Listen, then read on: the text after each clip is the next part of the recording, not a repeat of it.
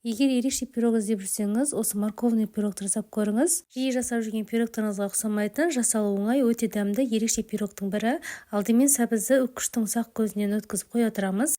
Жұмыртқаға шым-шым тұз салып, қантымызды 3-4-ке бөліп қосамыз. Және де осындай 2 есе болып көтерілгенше миксерлейміз.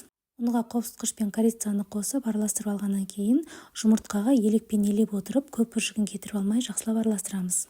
Жақсылап ұнымыз бен жұмыртқамызды біркелкі етіп араластырып алғаннан кейін еріген сары майды құйып араластырамыз.